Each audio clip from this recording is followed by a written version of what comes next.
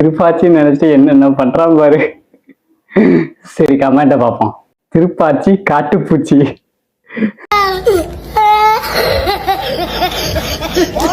இதெல்லாம் பார்த்துதான் எங்க அண்ணன் நடிக்க மாட்டேன்னு சொல்லிட்டாரு போல.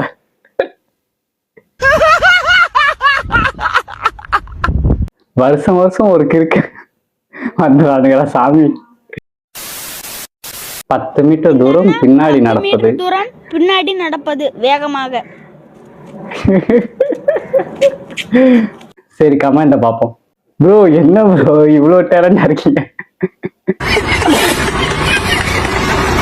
10 மீட்டர் ஒண்ணுக்கு போகாண்டா.